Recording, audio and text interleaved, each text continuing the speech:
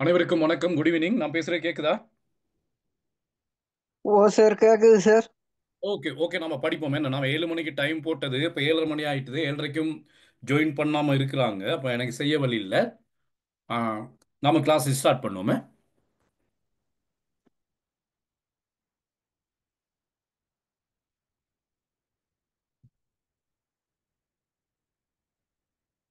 சரி, நாம இன்றைக்கு பார்க்க போற பகுதி ஒரு வினாவுக்கான விடையாக நாம பார்க்க போறோம். தேசிய மற்றும் சர்வதேச அரசுகளுக்கிடையிலான வேறுபாடுகள். தேசிய அரசுகளுக்கும் சர்வதேச அரசுக்கும் இடையிலான வேறுபாடு. அப்ப இதுல மாணவர்கள் பார்த்துக் கொள்ளணும். வேறுபாடு என்று கேட்டாலும் சரி, தேசிய அரசையும் சர்வதேச அரசியலையும் ஒப்பிடுக என்று கேட்டாலும் சரி, வினா எப்படி கேட்டாலும் சரி, நீங்க கட்டாயமாக அந்த வினாவுக்கான விடையை இரண்டு பக்கத்துக்கும் எழுதணும். இரண்டு பக்கத்துக்கும் என்று சொல்வது இங்க வேறுபாடு என்று கேட்டால் வேறுபாடை முதலில் கொடுத்துவிட்டு அதுக்கப்புறம் இரண்டுக்கும் இடையிலான ஒருமைப்பாடு தொடர்பாக எழுத வேண்டும். வேறுபாடு கேட்டால் வேறுபாடை முதலில் கொடுத்துவிட்டு அதன் பிறகு இரண்டுக்கும் இடையிலான ஒருமைப்பாடு தொடர்பாக எழுத வேண்டும். அதே வேளையில ஒருமைப்பாடு கேட்டால் ஒருமைப்பாடை முதலில் கொடுத்துவிட்டு இது இரண்டுக்கும் இடையிலான வேறுபாடுகள் தொடர்பாகவும் நீங்க வினாவுக்கான விடைய எழுதணும். இது கட்டாயமாக வரக்கூடிய ஒரு வினா, மிக இலகுவான ஒரு வினா. இந்த வினா வருமாக இருக்குமாக இருந்தால் நீங்க 20க்கு 19 18 புள்ளிகளை எடுத்துக்கொள்ள பார்க்கணும். சரி, அப்படி பார்த்துக்கொள்ளும். யாரும் 20க்கு மேல புள்ளி எடுக்க போகக்கூடாது. 20க்கு குறைவாக 19 18 அப்படி புள்ளி எடுக்கிற மாதிரி பார்த்துக்கொள்ளணும். சரி, இப்போ இந்த வினாவுக்கான விடை எழுதுகின்ற பொழுது மாணவர்கள் ஒரு சின்ன ஒரு முன்னுரை ஒன்று எழுதுறீங்க, அறிமுகம் ஒன்று எழுதுறீங்க. தேசிய அரசு எனப்படுவது, தேசிய அரசு என்றால் என்னது? அரசு என்று சொன்னால் என்னது?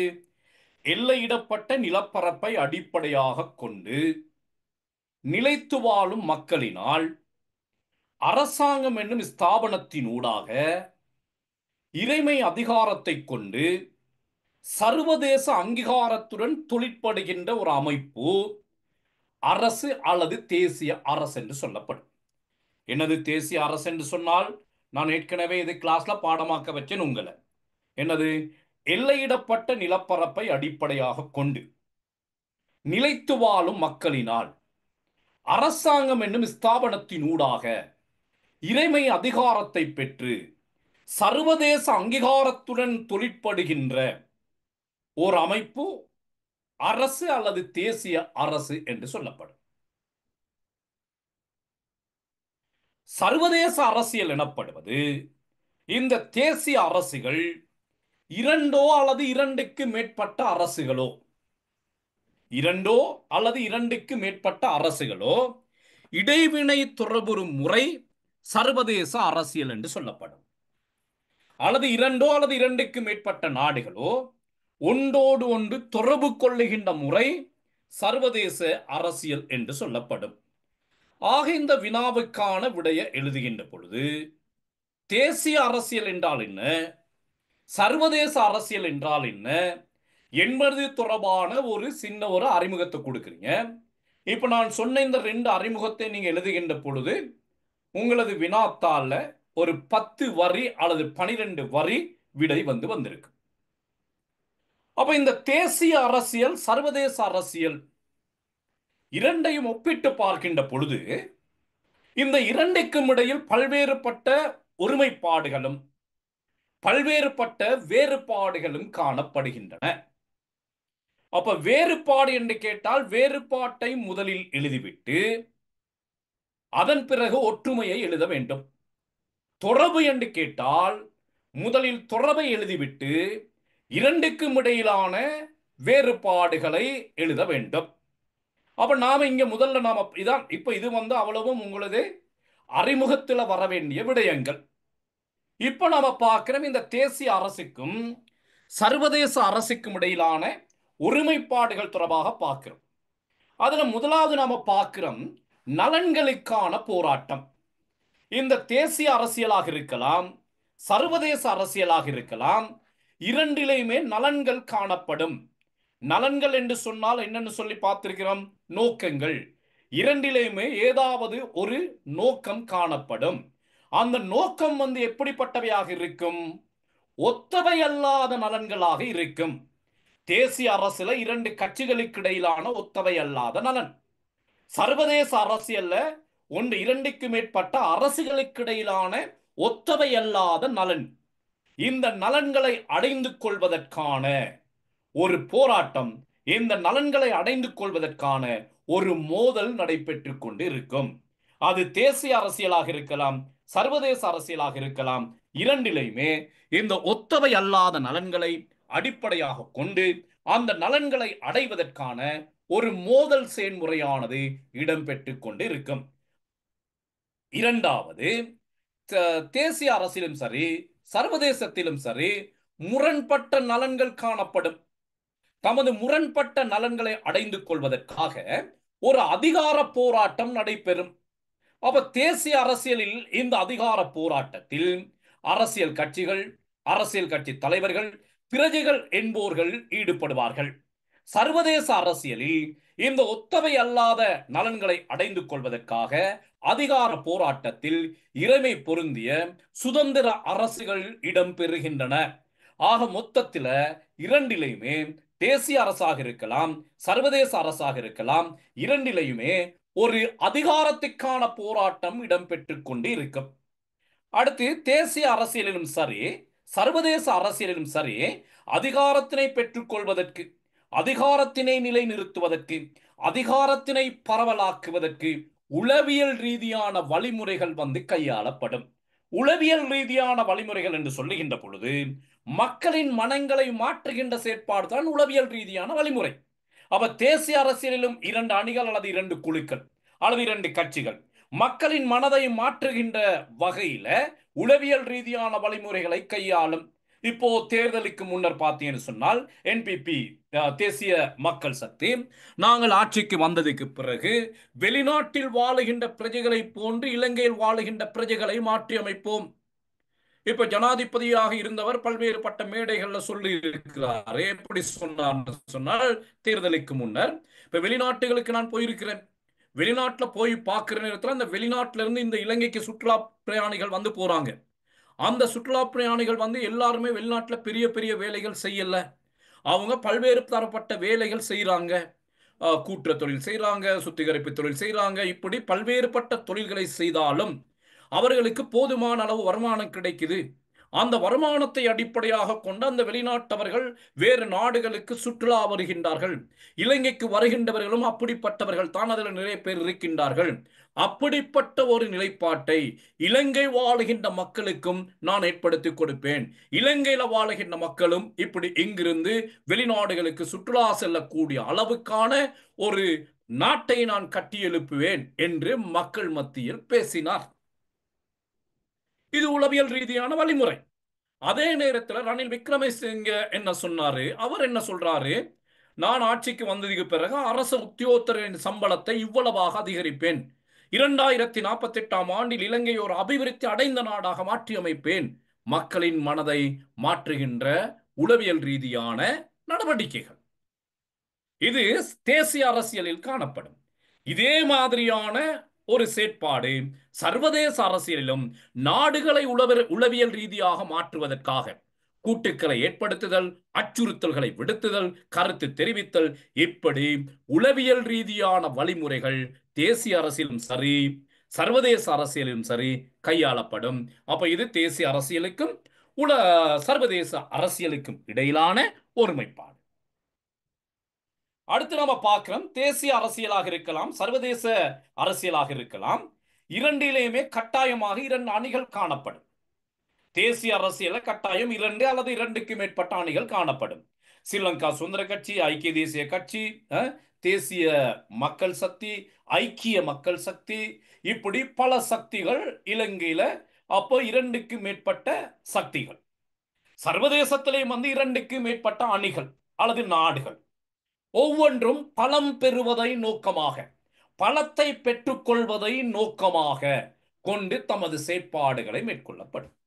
அதன் அடிப்படையில் அரசியல், பொருளாதார, சமூக வழிமுறைகளில் தேசிய அரசியலில் ஒரு குழு பிரிதொரு குழுவுக்கு எதிராக பலம் பெற எத்தனிக்கின்றது. சர்வதேச அரசியலில் ஒரு அரசு பிரிதொரு அரசுக்கு எதிராக பலம் பெற எத்தனிக்கின்றது. ஆக இரண்டிலையுமே பலத்தை பெற்றுக் கொள்ளுதல், பலம் பெறுதல் என்ற விடயமானது தேசிய அரசியலிலும் சரி, சர்வதேச அரசியலிலும் சரி மேலோங்கி காணப்படும். இவை இரண்டுக்கும் இடையிலான வேறுபாடு. அடுத்து நம்ம பார்க்கிறோம், தேசிய அரசியலும் சரி, சர்வதேச அரசியலும் சரி யுத்த செயற்பாடுகள் நடைபெற்றுக் கொண்டு இருக்கும். இதன்படி தேசிய அரசியலில் ஒரு குழு இன்னொரு குழுவுக்கு எதிராக சந்தேகம், அவநம்பிக்கை, அச்சம் என்பன ஏற்பட்டு அது யுத்தமாக மாறும். இலங்கையில ஒரு குழு இலங்கை அரசுக்கு எதிராக இது போன்ற செயற்பாடுகள், சந்தேகம், அவநம்பிக்கை, அச்சம் போன்றன ஏற்பட்டு சுமார் 30 வருட காலமாக ஒரு யுத்தம் ஒன்று நடைபெற்றது. இது தேசிய அரசியல். இதே தன்மை ஒரு அரசுக்கு எதிராக சர்வதேச அரசியலிலும் ஏற்படுகின்றதை காணலாம். தேசிய தேசிய அரசியல் எப்படி யுத்த செயற்பாடு நடைபெறுகின்றதோ இதே போன்றது ஒரு யுத்த செயற்பாடு சர்வதேச அரசியலிலும் ஒரு நாடு இன்னும் ஒரு நாட்டுக்கு எதிராக அல்லது சில நாடுகள் சில நாடுகளுக்கு எதிராக இப்படி ஒரு யுத்த செயற்பாட்டை சர்வதேச அரசியலிலும் காணக்கூடியதாக இருக்கின்றது. அடுத்து நம்ம பார்க்கிறோம், தேசிய அரசியலாக இருக்கலாம், சர்வதேச அரசியலாக இருக்கலாம், இரண்டுக்குமே ஒரு சட்டம் இருக்கின்றது. தேசிய அரசியலில் நாட்டை கொண்டு நடத்துவதற்கு அரசியல் யாப்பு காணப்படும். அதே நேரத்தில் பாராளுமன்றத்தால பல்வேறுபட்ட சட்டங்கள் காணப்படும், சட்டங்கள் உருவாக்கப்படும். அந்த சட்டங்களின் ஊடாக தேசிய அரசு ஆட்சி செய்யப்படும். அதே நேரத்தில் சர்வதேச ரீதியிலையும் சர்வதேச ரீதியில் நாடுகளை ஒருங்கிணைப்பதற்கு, நாடுகளை கட்டுப்படுத்துவதற்கு, நாடுகளை வழி நடத்துவதற்கு பல்வேறுபட்ட சட்டங்கள் காணப்படும். ஆக அங்க சர்வதேச சட்டத்தினூடாக சர்வதேச அரசியல் கொண்டு நடத்தப்படுகின்றது. தேசிய உள்நாட்டு சட்டத்தினூடாக உள்நாட்டு அரசாங்கங்கள் நடத்தப்படுகின்றன. ஆக தேசிய அரசியலாக இருக்கலாம், சர்வதேச அரசியலாக இருக்கலாம், இரண்டிலேயுமே சட்டத்தினூடாக செயற்பாடுகள் நடைபெறுவதை காணக்கூடியதாக இருக்கின்றது. அப்ப இரண்டுக்கும் இடையிலான ஒருமைப்பாடுகள் என்று பார்க்கின்ற பொழுது மாணவர்கள் நாம பார்த்திருக்கிறோம் பாருங்க, சட்டத்தினூடாக ஆளப்படுதல், யுத்த செயற்பாடுகள் இருக்கும், பலம் பெறுதல் என்ற செயற்பாடு இருக்கும், உளவியல் ரீதியான வழிமுறைகள் கையாளப்படும், அதிகார போராட்டத்தில் ஈடுபடுதல், நலன்களுக்கான போராட்டம் என்ற ரீதியில தேசிய அரசும் சர்வதேச அரசும் ஒன்றோடு ஒன்று தொடர்புபட்டதாக காணப்படுகிறது. இனி நாம பார்க்கிறோம், அப்ப விடை எழுதுகின்ற பொழுது மாணவர்கள் நீங்க அந்த தொடர்பை எழுதணும். இப்ப நீங்க இந்த தொடர்பெல்லாம் அந்த நான் சொன்ன அந்த தலைப்பை மட்டும்தான் எக்ஸாமுக்கு பாடமாகிட்டு போகணும். அந்த தலைப்பை வச்சு நீங்க இடையில சும்மா ஒரு பந்தி ஒன்று ஈஸியா எழுதக்கூடியதாக இருக்கு. ரெக்கார்டிங்கும் போடுவேன் தானே, ரெக்கார்டிங்கும் ஒரு முறை 2 முறை பாருங்க. ஈஸியா அந்த தலைப்பை வைத்துக்கொண்டு அந்த பந்தியை எழுதக்கூடியதாக இருக்கும் மாணவர்கள். இனி நாம பார்க்கிறோம், தேசிய அரசுக்கும் சர்வதேச அரசுக்கும் இடையிலான வேறுபாடுகள். இப்ப இந்த தேசிய அரசுக்கும் சர்வதேச அரசுக்கும் இடையில பல்வேறுபட்ட ஒருமைப்பாடுகள் காணப்படுவதை போன்று இந்த தேசிய அரசுக்கும் சர்வதேச அரசுக்கும் இடையில் பல்வேறு வகையான வேறுபாடுகளும் காணப்படுகின்றன. இப்ப அதை நாம முதலாவது பார்க்கிறோம், ஒழுக்க நியமங்கள். ஒழுக்க நியமங்களுக்கு அப்பாற்பட்ட வகையில் சர்வதேச அரசியல் செயற்பாடுகள் நடைபெற்றுக் கொண்டிருக்கும். சர்வதேச அரசியலில் நலன்களை அடைந்து கொள்ளுகின்ற அந்த செயற்பாடு ஒழுக்க தர்மங்களுக்கு அப்பாற்பட்டதாக இருக்கும். அப்ப இந்த சர்வதேச அரசியல்ல கபடம், நாசகரம், ஏமாற்றுதல், நம்பிக்கை துரோகம் என்பன சர்வதேச அரசியலில் காணப்படும். அப்ப சர்வதேச அரசியல் என்று சொன்னாலே அதான் இருக்கும். எது? கபடம், நாசகரம், ஏமாற்றுதல், நம்பிக்கை துரோகம், இப்படிப்பட்ட செயற்பாடுகள் தான் சர்வதேச அரசியலில் காணப்படும். அப்ப உங்களையும் உங்களோட நண்பர்கள் அல்லது தெரிந்தவர்கள், புரிந்தவர்கள், உங்களுடைய கிளாஸ்ல இருக்கின்றவர்கள் மிச்சம் மோசமானதாக இது நடந்து கொண்டால் நீங்க சொல்லலாம் உடனே இந்த சர்வதேச அரசியல் போகுதுன்னு சொல்லி. எது? இந்த கபடம், நாசகரம், ஏமாற்றுதல், நம்பிக்கை துரோகம் இது போன்ற பண்புகள் உடையவர்கள் வகுப்புல இருந்தார்கள் சொன்னால், அல்லது உங்களுக்கு தெரிந்த நண்பர்கள் அப்படி இருப்பார்கள் சொன்னால், நீங்க அவங்களுக்கு ஒரு பேரொண்டு வச்சு முடிசூட்டலாம். எப்படி? சர்வதேச அரசியல் என்று சொல்லி. இத்தகைய தன்மை, இந்த கபடம், நாசகரம், ஏமாற்றுதல், நம்பிக்கை துரோகம் போன்ற இத்தகைய தன்மைகளை பொறுத்தவரையில் தேசிய அரசியலில் அது குறைவாகவே காணப்படும். பெரும்பாலான அரசுகளில் இருக்காது. சர்வதேச அரசியலோடு பார்க்கின்ற பொழுது இந்த விடயங்கள் தேசிய அரசில் குறைவாக இருக்கும். அப்ப ஒழுக்க நியமங்கள் தேசிய அரசில் காணப்படும், சர்வதேச அரசியலில் ஒழுக்க நியமங்களை காண முடியாது. அடுத்தது, தேசிய அரசியலில் ஏற்படும் பிரச்சனைகள், மோதல்கள், நெருக்கடிகள் போன்றவற்றை தேர்தலின் மூலமாக தீர்த்துக் கொள்வார்கள். யாருக்கு அதிகாரத்தை கொடுப்பது, யார் அதிகாரத்தை பெறுவது, இதற்காக தேசிய அரசியல் ஒரு போராட்டம் ஒன்று நடைபெற மாட்டாது. அதிகாரத்தை பெற்றுக்கொள்வதற்கோ அல்லது பிரச்சனைகளை தீர்த்துக் கொள்வதற்கோ தேசிய அரசியலில் தேர்தல்கள் நடைபெறும். ஆக தேசிய அரசியலில் ஏற்படுகின்ற மோதல்கள், நெருக்கடிகள், பிரச்சனைகள் போன்றன தீர்த்துக் கொள்வதற்கு தேர்தல்கள் நடத்தப்படுகின்றன. அத்தோடு பேச்சுவார்த்தைகளின் ஊடாக, கலந்துரையாடல்களின் ஊடாக பிரச்சனைகளுக்கு தீர்வு காணப்படுகின்றன. ஆனால் சர்வதேசத்தில் ஏற்படக்கூடிய பிரச்சனைகள் இவ்வாறு தேர்தலின் ஊடாக தீர்த்து வைக்கப்படுவதில்லை, பேச்சுவார்த்தைகளின் ஊடாக தீர்த்து வைக்கப்படுவது இல்லை. அவற்றை தீர்த்து வைப்பதற்காக துப்பாக்கி ரவைகளும் யுத்தமும் பயன்படுத்தப்படுகின்றன. அவை இங்கு தேர்தலை போன்று சர்வதேச அரசியலில் பிரச்சனைகளை தீர்த்துக் கொள்வதற்கு துப்பாக்கி ரவைகள் பயன்படுத்தப்படுகின்றன. ஆக சர்வதேச அரசியலில் தேர்தல் இல்லை, தேசிய அரசியலில் தேர்தல் உண்டு. தேசிய அரசியலில் ஒழுக்க நியமங்கள் உண்டு, சர்வதேச அரசியலில் ஒழுக்க நியமங்கள் இல்லை. அடுத்து நம்ம பார்க்கிறோம், தேசிய அரசியல் காணப்படக்கூடிய சட்டங்கள் பலமான சட்டங்களாக இருக்கு. அந்த சட்டங்கள் மீறப்படுகின்ற பொழுது தண்டனை வழங்கக்கூடிய அதிகாரம் தேர்தல் இன்மையை இன்னொருக்கா ரிப்பீட் பண்ணுங்க சார். விலங்கல தேர்தல் இன்மை இன்னொருக்கா ரிப்பீட் பண்ணுங்க சார். தேசிய அரசியலில் ஏற்படக்கூடிய பிரச்சனைகள், மோதல்கள், அதிகார பரிமாற்றம் என்பவற்றுக்கு ஒரு கருவியாக தேர்தல் கையாளப்படும். அதிகாரத்தை பரிமாறிக்கொள்வது, அதிகாரத்தை பெற்றுக்கொள்வது, இவற்றுக்கு தேர்தல் ஒரு கருவியாக பயன்படுத்தப்படும். அதே நேரத்தில் தேசிய அரசியலில் ஏற்படக்கூடிய பிரச்சனைகள், மோதல்கள் என்பவற்றுக்கும் பேச்சுவார்த்தைகள், கலந்துரையாடல்கள் என்பன கையாளப்படும். சர்வதேச ரீதியில் பார்க்கின்ற பொழுது சர்வதேச அரசியலில் ஏற்படக்கூடிய பிரச்சனைகளுக்கோ அல்லது அதிகாரத்தை பெற்றுக்கொள்வதற்கு தேர்தல் நடைபெற மாட்டாது. அதே நேரத்தில் ஏற்படக்கூடிய பிரச்சனைகளை தீர்த்துக் கொள்வதற்கும் தேர்தல்கள் கையாளப்பட மாட்டாது. மாறாக அங்கு துப்பாக்கி ரவைகள் கையாளப்பட்டு யுத்தத்தின் ஊடாகவே அங்கு அதிகாரமும் கைப்பற்றப்படும், பிரச்சனைகளுக்கு தீர்வும் காணப்படும். மொத்தத்தில் தேசிய அரசியலில் தேர்தல் உண்டு, சர்வதேச அரசியலில் தேர்தல் இல்லை. அடுத்தது, தேசிய அரசியலில் காணப்படுகின்ற சட்டங்கள் பலமான சட்டங்களாக இருக்கு. தேசிய அரசியலில் காணப்படுகின்ற சட்டங்கள் மீறப்படுகின்ற பொழுது தண்டனை வழங்கக்கூடிய அதிகாரம் தேசிய அரசுக்கு உண்டு. தேசிய அரசு அத்தகைய தண்டனையை வழங்குவதற்காக அரசின் கருவிகளை பயன்படுத்தும். அரசின் கருவிகளாக நாம பார்க்கிறோம் போலீஸ், ராணுவம், சிறைச்சாலை, இது அரசின் கருவிகள். நீதிமன்றம். அப்போ இவற்றை பயன்படுத்தி தேசிய அரசின் சட்டங்கள் மீறப்படுகின்ற பொழுது நடவடிக்கை எடுக்கக்கூடிய அதிகாரம் தேசிய அரசுகளுக்கு உண்டு. சர்வதேசத்தில் சட்டம் இருக்கின்றது, ஆனால் சர்வதேச சட்டங்கள் மீறப்படுகின்ற பொழுது நடவடிக்கை எடுக்கக்கூடிய ஒரு சக்தி வாய்ந்த கருவி காணப்படுவதில்லை. சர்வதேச போலீஸ், சர்வதேச ராணுவம், சர்வதேச சிறைச்சாலை என்று அப்படி ஒன்று இல்லை. அடுத்தது, சர்வதேச அரசியல்ல பங்கு பெற போது இறைமை பொருந்திய நாடுகள். தேசிய அரசியல்ல பங்கு பெற போது யாரு? பிரஜைகளும் அரசியல்வாதிகளும். பிரஜைகளையும் அரசியல்வாதிகளையும் சிறையில போடலாம். சர்வதேச அரசியலை செயற்பாட்டாளர் யார்? இறைமை பொருந்திய நாடுகள். அப்ப யாரை பிடிச்சி சிறையில போடணும்? யாருக்கு தண்டனை வழங்கணும்? நாட்டுக்கு. எந்த நாட்டை எந்த சிறையில போடுவது? அப்ப இதன் அடிப்படையில் பார்க்கின்ற பொழுது தேசிய அரசின் சட்டங்கள் பலமான சட்டங்களாக காணப்பட, சர்வதேச அரசியலின் சட்டங்கள் பலவீனமான சட்டங்களாக காணப்படுகின்றன. அடுத்தது, தேசிய அரசில் அரசை கொண்டு நடாத்துவதற்கு ஒரு அங்கம் காணப்படும், ஒரு முகவர் காணப்படும்.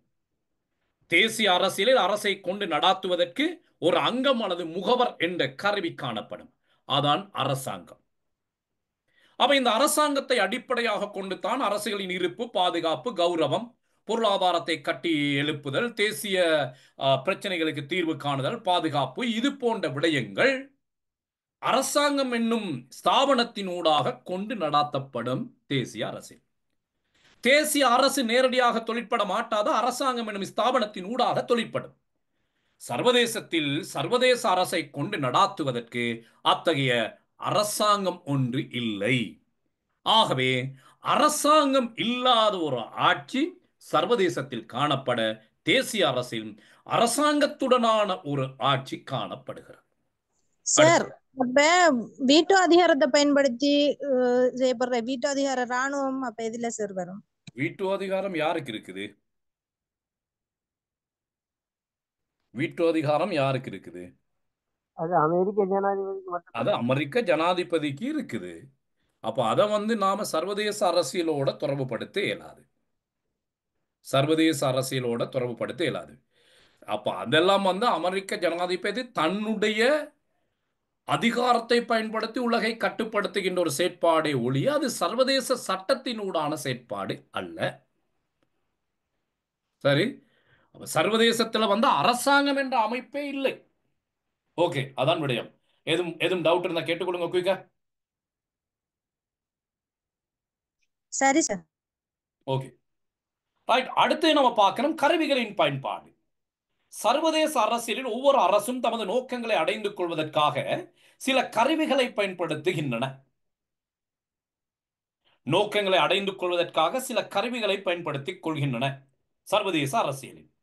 அத்தகைய கருவிகளாக நம்ம பார்க்க, இப்ப சர்வதேச அரசியலில் தமது நோக்கத்தை அடைந்து கொள்வதற்காக அரசுகள் பயன்படுத்தப்படுகின்ற கருவிகள் யாவை? அல்ல ஒன்று வெளிநாட்டு கொள்கை, பொருளாதார அதிகாரம், ராஜதந்திரம், கூட்டு பாதுகாப்பு, அதிகார சமநிலை, இப்படி சர்வதேசத்தில் பல கருவிகள் காணப்படுகின்றன. இத்தகைய கருவிகள் தேசிய அரசுக்குள் இல்லை. தேசிய அரசுக்குள் இதற்கு பதிலாக தமது அதிகாரத்தை பயன்படுத்திக் கொள்வதற்காக இராணுவம், போலீஸ், சிறைச்சாலை, நீதிமன்றம் போன்ற கருவிகள் காணப்படுகின்றது. அப்ப இந்த கருவி பயன்பாட்டின் அடிப்படையில் தேசிய அரசும் சர்வதேச அரசும் வேறுபடுகிறது. அடுத்து நம்ம பார்க்கிறோம், ஒவ்வொரு அரசும் சர்வதேச அரசியலில் தமது இருப்பினை உறுதிப்படுத்த தனிப்பட்ட பொறுப்பினை கொண்டுள்ளன. அவை அதிகாரத்தினை கைப்பற்றி தமது இருப்பினை உறுதிப்படுத்த முயற்சிக்கின்றன. இதன் போது சர்வதேச அரசியலில், அப்ப தேசிய சர்வதேச அரசியலில் ஒவ்வொரு அரசும் தமது இருப்பினை உறுதிப்படுத்திக் கொள்ள, தமது இருப்பினை தக்க வைத்துக் கொள்ள முயற்சிக்கின்றன. இதே போன்ற இந்த வேலையை செய்கின்ற பொழுது சர்வதேச அரசியலில் சமாதானத்தை விட யுத்தமே நடைபெற்றுக் கொண்டிருக்கும். சர்வதேசம் என்று சொல்லுகின்ற பொழுது அங்கு நிதமும் யுத்தம் நடந்து கொண்டுதான் இருக்கு. இப்ப நீங்க உலகத்தில் எடுத்து பார்த்தீங்கன்னு சொன்னா, நாம் உலகத்தில் எடுத்து பார்த்தீங்கன்னு சொன்னா 20-25க்கு மேற்பட்ட நாடுகள்ல ஏதோ ஒரு யுத்தம் ஒன்று நடந்து கொண்டே இருக்கு. யுத்தம் இல்லாத ஒரு நாடை, யுத்தம் இல்லாத ஒரு நாட்டை, யுத்தம் இல்லாத ஒரு நாளை சர்வதேசத்தில் எதிர்பார்க்க முடியாது. எனி டைம் எங்கேயோ ஒரு இடத்துல யுத்தம் நடந்து கொண்டுதான் இருக்கும் சர்வதேசம். ஆனால் தேசிய அரசியல் அப்படி பார்க்கின்ற பொழுது அந்த தன்மை குறைவாக இருக்கு. நீங்க கேட்கலாம், இலங்கையில் அங்க வெடிக்குது, இங்க வெடிக்குது, அங்க சுட்டு தள்ளுறான், நீதிமன்றத்துக்குள்ளால சொல்லி சுட்டு திரிறான், அப்ப தேசிய அரசியலும் இப்படித்தானே இருக்குது என்று சொல்லி இலங்கையை நாம் உதாரணமா எடுத்துக்கொள்ள கூடாது. நாம் ஒரு நல்ல நாட்டை எடுத்து பார்க்கிறோம். அப்ப அப்படிப்பட்ட நாடுகளை இப்படிப்பட்ட செயற்பாடுகள் நடைபெற மாட்டாது. சரியா? இதனை அது அந்த விடயம் போட்டால் போதும் எனது இருப்பினை உறுதிப்படுத்துவதற்கு. அடுத்தது அரசியல் அமைப்பு காணப்படாமை. தேசிய அரசியலில் அரசை வழிநடாத்துவதற்காக ஒரு அரசியல் அமைப்பு காணப்படும். ஆட்சியாளர்கள் சட்டங்களை உருவாக்குகின்ற பொழுதும் அதனை நடைமுறைப்படுத்துகின்ற பொழுதும் எவ்வாறு நடந்து கொள்ள வேண்டும் என்பதை தெளிவுபடுத்துவது அரசியலமைப்பு சட்டம். ஆட்சியாளர்கள் சட்டங்களை உருவாக்குகின்ற பொழுதும் அதனை நடைமுறைப்படுத்துகின்ற பொழுதும் எவ்வாறு நடந்து கொள்ள வேண்டும் என்பதை தெளிவுறுத்துவது அரசியல் அமைப்பு. இப்படிப்பட்ட அரசியல் அமைப்பொண்டு, அரசியலமைப்பு வாதம் தொடர்பாக நாம 301 பார்த்திருக்கிறோம். இப்படிப்பட்ட அரசியல் அமைப்பொண்டு தேசிய அரசியல் காணப்படும். சர்வதேச அரசியலில் சர்வதேச சட்டம் காணப்படுமே ஒழிய சர்வதேச அரசியல் அமைப்பு இப்படி ஒன்று காணப்பட மாட்டாது. சர்வதேச சட்டம் இருக்கும், ஆனால் சர்வதேச அரசியல் அமைப்பு காணப்பட மாட்டாது. ஆக தேசிய அரசியலில் அரசியல் அமைப்பு காணப்படும், சர்வதேச அரசியலில் அரசியல் அமைப்பு காணப்பட மாட்டாது. இதன் அடிப்படையில் ரெண்டும் வேறுபடுகிறது. அடுத்து ஒழுக்க செயற்பாடு. தேசிய அரசியலில் ஒழுக்க செயற்பாடுகளுக்கு முக்கியத்துவம் கொடுக்கப்பட்டிருக்கும். சர்வதேச அரசியலில் ஒழுக்க செயற்பாடுகளுக்கு முக்கியத்துவம் கொடுக்கப்பட்டிருக்க மாட்டாது. மாறாக நாசகரம், கபடம், நம்பிக்கை துரோகம் இது போன்ற செயற்பாடுகள் வந்து அங்கு காணப்படும். அடுத்து நம்ம பார்க்கிறோம், தேசிய அரசியலில் பிரதானமான செயற்பாட்டாளர்களாக அரசியல் கட்சிகள், பிரஜைகள், அரசியல்வாதிகள் என்போர் காணப்படுவார்கள். தேசிய அரசியலில் பிரதானமான செயற்பாட்டாளர்கள், அரசியல் கட்சிகள், மைக் ஆன் பண்ணி கொண்டே இருக்கேன், நானும் ஆஃப் பண்ணி கொண்டே இருக்கிறேன், அப்புறம் எனக்கு சூடாகும். தேசிய அரசியலில் பிரதானமான செயற்பாட்டாளர்கள், அரசியல் கட்சிகள், அரசியல் தலைவர்கள், பிரஜைகள் போன்றோராக இருப்பார்கள். சர்வதேச அரசியலில் பிரதானமான செயற்பாட்டாளர்களாக இருக்க போவது இறைமை பொருந்திய சுதந்திர அரசுகளும், சர்வதேச அமைப்புகளும், பல்தேசிய கம்பெனிகளும், செல்வாக்கு மிக்க நபர்களும் சர்வதேச அரசியலின் பிரதான செயற்பாட்டாளர்களாக காணப்படுவார்கள். செயற்பாட்டாளர்கள் என்ற ரீதியில இரண்டும் வேறுபடுகிறது. அடுத்து கவர்ச்சிகரமான தன்மை. தேசிய அரசியலில் சாதாரண பொதுமக்களை கவர்ந்திருப்பது போல சர்வதேச அரசியலில் பொதுமக்களை கவர்ந்தெடுப்பதற்கு கவர்ச்சிகரமான தன்மைகள் அங்கு பயன்படுத்தப்பட மாட்டாது. இப்ப நாம இங்க பார்த்திருந்தோமே, தேசிய அரசியல்ல கவர்ச்சிகரமான தன்மைகள் கையாளப்படும் என்று கேட்டால், நான் இப்ப ஜனாதிபதி தேர்தலுக்கு முன்னர் ஆற்றிய உரை ஒன்று உங்களுக்கு சொல்லியிருந்தேன். வெளிநாட்டு சுற்றுலா பிராணிகள் இப்படி வாராங்க, அவங்க எப்படி நடந்து கொள்றாங்க, அவங்களுக்கு எப்படி சம்பளம். அதே போன்று இலங்கையில் உள்ளவர்கள் வேறு நாடுகளுக்கு செல்லணும், வேறு நாடுகளுக்கு சுற்றுலா போகணும். இலங்கையில் இருக்கிற அத்தனை வீடுகளையும் ஒரு வாகனம் இருக்கணும், ஒவ்வொருத்தரும் வாகனம் எடுத்து ஓடணும். அப்படிப்பட்ட நாட்டை உருவாக்குவதுதான் தேசிய மக்கள் சக்தியின் வேலையாக இருக்கும். நாங்கள் ஆட்சிக்கு வந்து குறுகிய காலத்தில் அந்த வேலையை செய்து முடிப்போம் என்று சொன்னார்கள் தேர்தலுக்கு முன்னர். கவர்ச்சிகரமான தன்மை, கவர்ச்சிகரமான ஸ்பீச். ஆனால் இன்றைக்கு சரியா 3 லட்சம் 4 லட்சமாக இருந்த பைக் வந்து 10 லட்சம், 10 லட்சமாக இருந்த முச்சக்கர வண்டி வந்து இப்ப 20 லட்சம், 19 லட்சம், 20 லட்சம். சாதாரண எந்த ஒரு வாகனமும், புதிய வாகனமும் 1 கோடி ரூபாய்க்கு கீழே இல்லை. அப்போ வரலாற்றுல இதுவரையும் இல்லாத அளவுக்கு வாகனங்கள் விலை கூடின சார் ஒரு அரசாங்கம். காலத்துல நீங்களும் என்பிபிக்கு சப்போர்ட் பண்ண ஆள் தானே சார்? ஆமா ஆமா, இல்லைன்னு சொல்லலையே. நாங்களும் ஓட்டு என்பிபிக்கு போட்டா சப்போர்ட் என்பிபிக்கு சப்போர்ட் எக்ஸ்கியூஸ் மீ பண்ணினால், சார். ஒரு நிமிஷம் நான் சொல்லி முடிச்சிடறேன். என்பிபிக்கு சப்போர்ட் பண்ணினால் அந்த அரசாங்கத்தால செய்யற எல்லா வேலையையும் ஏற்றுக்கொள்றது முட்டாள்தனம். சப்போர்ட் பண்ணினாலும் சப்போர்ட் பண்ணாவிட்டாலும் அதன் நல்லது கெட்டதுகளை பேசுறது தான் பொருத்தமானது. இப்போ இதே போல நல்ல விடயமும் இருக்கு. சப்போர்ட் பண்ணினேன் அப்படிங்கிற விடயத்தை நல்ல விடயமும் என்னால் பேச முடியும். ஆனால் அவர்களால் சொல்லப்பட்ட 2 வாக்குறுதிகள் அப்படியே சின்ன பின்னமாக்கப்பட்டிருக்குது. ஒரு சாதாரண மக்கள், ஒரு சாதாரண ஒருத்தன் வந்து, நான் கூட நினைச்சிருந்தேன் இந்த அரசாங்கம் வந்தால் ஒரு வாகனம் எடுத்து ஓடலாம் அப்படின்னு சொல்லி நினைச்சு பார்க்கலாது.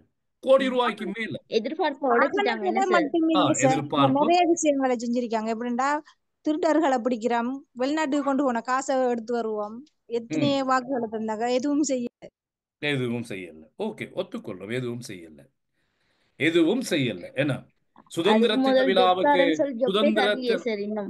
சுதந்திர தின விழாவுக்கு வந்து முன்னர் 200 மில்லியன் செலவழித்தார்கள். நாங்கள் 70 மில்லியன் தான் செலவழித்திருக்கிறோம். அவன் 130 மில்லியன் செலவு குறைச்சிருக்கிறோம் இப்படி என்று சொல்லுகின்றார்கள். செலவு குறித்தீர்கள், குறைத்த செலவு எங்க போனது? அது மக்களுக்கு வந்ததா?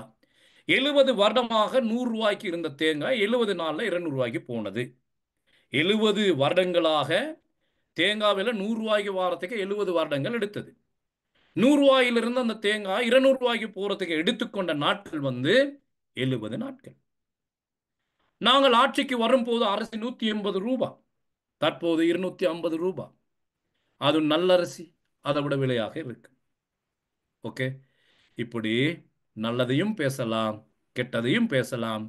அரசியலை படிக்கின்றவர்கள், கற்பிக்கின்றவர்கள்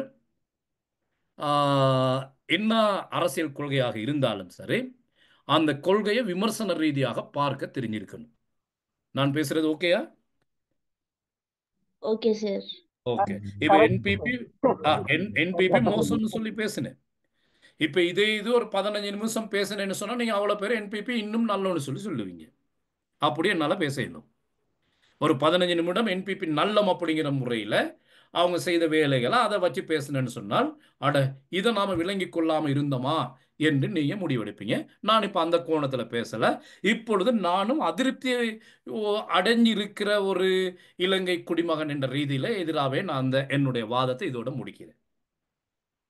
ஓகே, ரைட். கவர்ச்சிகரமான தன்மைகள் வந்து அங்க கையாளப்பட்டது. எல்லாரும் கவர்ச்சிகரமான தன்மை. அதே போல இவர் யாரு, சஜித் பிரேமதாசையும் அப்படித்தான் கவர்ச்சிகரமான தன்மைகளை வந்து அவர் கையாளுவார். ரணில் விக்ரமசிங்கே அப்படித்தான். அதே போல மஹிந்த ராஜபக்ச அவர் ஒரு ஜாதியான கவர்ச்சிகரமான தன்மையை கொண்டு வந்து கையாளுவார். எப்படி சகிலா சிலுக்கு அவங்கள கொண்டு வந்து ஆட்டம் போடுறதில்லை. அவருடைய கவர்ச்சிகரமான தன்மை என்று சொல்லுகின்ற பொழுது அவர் இப்படி ஒரு பெரிய ஒரு சிங்கள மக்கள் பல்லாயிரக்கணக்கான மக்கள் வந்து கூடியிருக்கிற ஒரு மேடையில் மைக் முன்னால் இருந்து அவர் சில வார்த்தைகள் பாய்ப்பார். மேக்காப்பே மௌபிம, மேக்காப்பே ரெக்க கண்டோன்னு, இது எங்களது தாய்நாடு, இந்த தாய்நாட்டை நாம் பாதுகாத்துக் கொள்ளணும். அப்படி சொன்ன வாக்கில் அவருடைய கண்ணிலிருந்து அப்படியே கண்ணீர் தண்ணி வடியும். கண்ணீர் தண்ணி வடிஞ்சதுக்கு அப்புறம் இங்க இருக்கிற அவ்வளோ சிங்களவனும் கையிலேஞ்ச போட்டு தன்னுடைய கண்ணில் துவாரத்தவனையை தொடப்பான். டிவியில் பார்த்து கொண்டிருக்கிறவனும் அவ்வளோ பேரும் அவன் மஹிந்த ராஜபக்சையை பார்த்து அழுகுவான். நாட்டில் பாதுகாப்பு இல்லை, நாட்டில் பாதுகாப்புன்னு சொன்னால் நாங்கள் தான் வரணும். ஒரு பக்கம் எல்டிடி தலை தூக்கி கொண்டிருக்கிறாங்க, அவங்களை இல்லாமல் ஆக்கணும்னு சொன்னால் நாங்கள் வரணும். இதற்காகத்தான் உங்கள்கிட்ட நாங்கள் அதிகாரத்தை கேட்கிறோம். இது மஹிந்த ராஜபக்சனுடைய கவர்ச்சிகரமான பேச்சுக்கள், அவரது கவர்ச்சிகரமான நடவடிக்கைகள். நடக்குதா இல்லையா? நடந்ததா அப்படி இல்லையா? நடந்ததா அப்படி இல்லையா? ஓகே. அப்ப இது வந்து தேசிய அரசியல்ல இப்படிப்பட்ட கவர்ச்சிகரமான தன்மை வந்து இருக்கும். சர்வதேச அரசியல்ல வந்து அப்படி கவர்ச்சிகரமான தன்மைகள் வந்து காணப்பட மாட்டாது. சர்வதேச அரசியல்ல தனிப்பட்ட நபர்களை கவர வேண்டிய அவசியப்பாடு இல்லையே. சர்வதேச அரசியல்ல கவர வேண்டும் யார? நாடுகளை. அப்ப அங்கு அந்த கவர்ச்சிகரமான தன்மைகள் வந்து எடுப்பட மாட்டாது. அப்போ ஒழுக்க நியமங்கள், அப்போ இரண்டுக்கும் இடையிலான வேறுபாடுகளை தொகுத்து கொடுத்திருக்கிறோம்.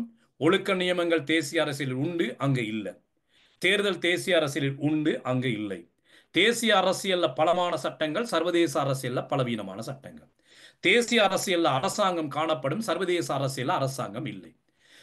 சர்வதேச அரசியலில் சில கருவிகள் பயன்படுத்தப்படுகின்றன, தேசிய அரசியலில் அத்தகைய கருவிகள் இல்லை.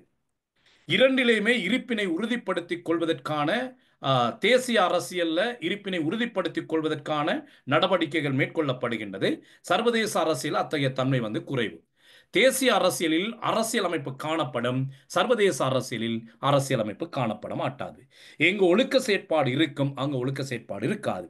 தேசிய அரசியலில் அரசியல் செயற்பாட்டாளர்கள் வேறு, சர்வதேச அரசியலில் அரசியல் செயற்பாட்டாளர்கள் வேறு. தேசிய அரசியலில் கவர்ச்சிகரமான தன்மை இருக்கும், சர்வதேச அரசியலில் கவர்ச்சிகரமான தன்மை இருக்காது. ரைட்? எக்ஸாம் பேப்பர் எடுங்க. ஒரு வினா ஒன்று வந்திருக்கு, எடுங்க பாப்போம். 2 வருஷ பேப்பர்லையும் ஒரு ஆள் வாசிங்க.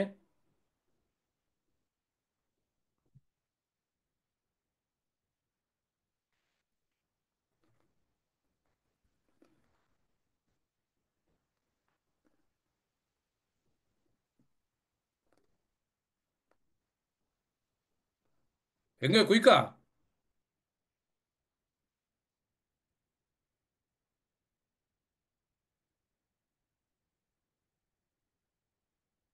பேப்பர் தேடுறீங்களா? கிளாஸ்ல யாரும் இருக்கிறீங்களா? சார் 2022 வரல சார் அந்த கேள்வி. 23ல 23 பேப்பர்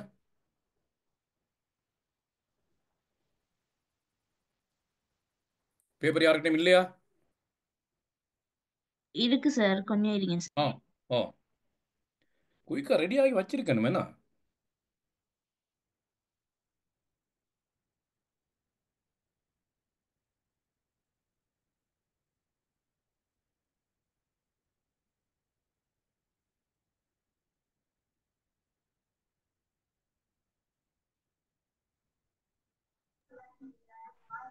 வரல சார். 2023லயும் இல்ல சார்.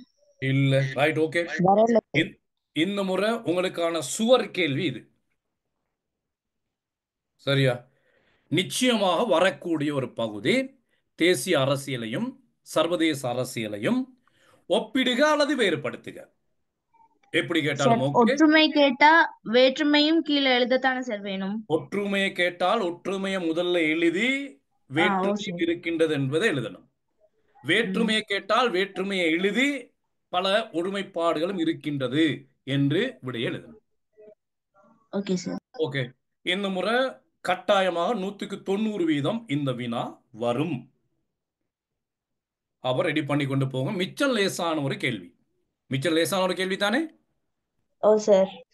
ஓம் சார். சர்வதேச அரசியல் பாடப்பரப்பு அது தேவையில்லை, அது நான் படிப்பிக்கல. தேவைப்பட்டுன்னு சொன்னால் பிறகு எப்பயாவது பார்ப்போம். ரைட், அடுத்த கேள்வி நாம பார்க்க போனோம். சர்வதேச அரசியலின் பிரதானமான செயற்பாட்டாளர்கள். சர்வதேச அரசியலின் செயற்பாட்டாளர்கள். தேசிய அரசியல் எனப்படுவது சர்வதேச அரசியல் எனப்படுவது நாடுகளுக்கிடையிலான அரசியல், நாடுகளுக்கிடையிலான உறவுகளை பேணுதல், நாடுகளுக்கிடையிலான தொடர்புகள் என பலவாறு வரைவிலக்கணப்படுத்தலாம். அவை இதற்கு நீங்களும் ஏதாவது இந்த வரைவிலக்கணம் இல்லாமல் நாம ஏற்கனவே நிறைய வரைவிலக்கணங்கள் பார்த்திருக்கிறோம். அந்த வரைவிலக்கணங்களை பார்த்துக் கொள்வீங்க. இத்தகைய உறவுகளை பேணும் ஊடகங்களை சர்வதேச அரசியல் செயற்பாட்டாளர்கள் என குறிப்பிடலாம். சர்வதேச அரசியல் எனப்படுவது நாடுகளுக்கிடையிலான உறவுகள், தொடர்புகள்.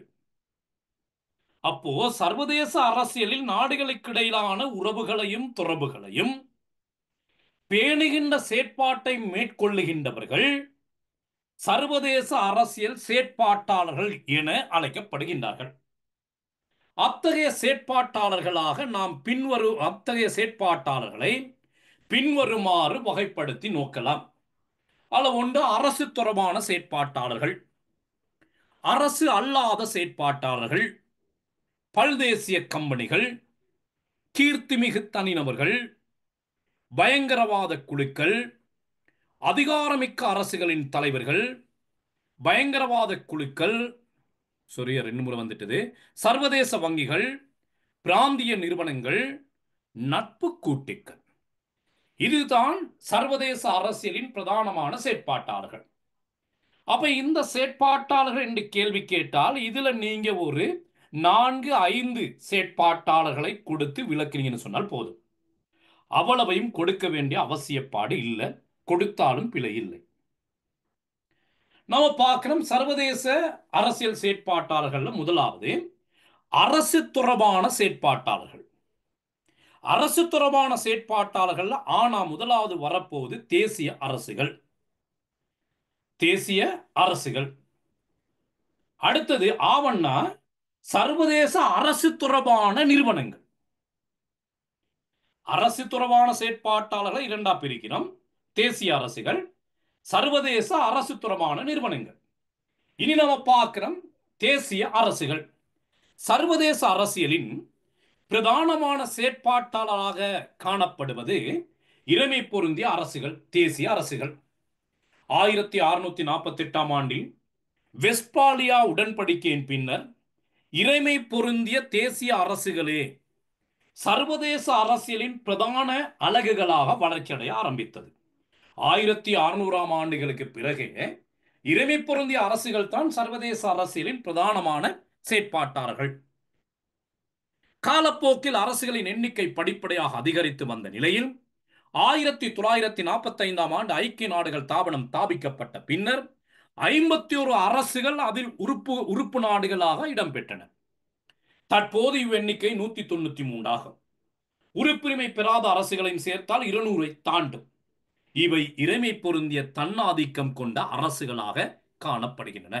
இத்தகைய இறைமை பொருந்திய தன்னாதிக்கம் கொண்ட அரசுகள் தான் சர்வதேச அரசியலின் பிரதானமான செயற்பாட்டாளர்கள்.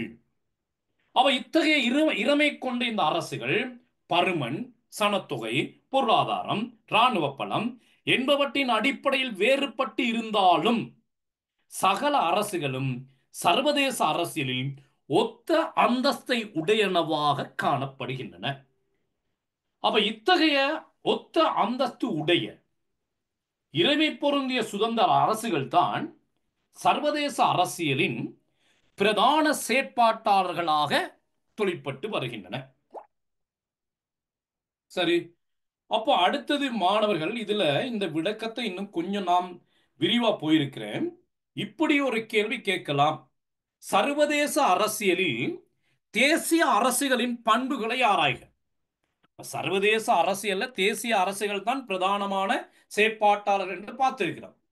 அந்த தனியொரு கேள்வியா கேட்கலாம், சர்வதேச அரசியலின் தேசிய அரசுகளின் பண்புகளை ஆராய்க. அப்ப தேசிய அரசுகளின் பண்புகளை ஆராய்க என்று கேட்டால் மாணவர்கள், தேசிய அரசு என்று சொன்னால் என்னது? எல்லையிடப்பட்ட நிலப்பரப்பை அடிப்படையாக கொண்டு நிலைத்து வாழும் மக்களினால் இறைமை அதிகாரத்துடன் அரசாங்கம் எனும் ஸ்தாபனத்தின் ஊடாக சர்வதேச அங்கீகாரத்தை பெற்று தொழிற்படுகின்ற தாபனம் தான் தேசிய அரசு. ஆக அந்த தேசிய அரசில் முதலாவதாக காணப்படுவது ஆழ்புலம்.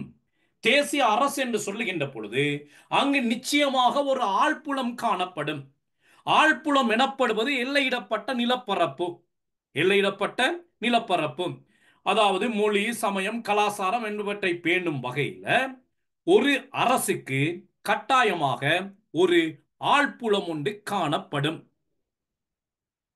இந்த ஆழ்புல ஒருமையை பாதுகாப்பதுதான் ஒவ்வொரு தேசிய அரசினது பிரதானமான கடமையாக இருக்கும்.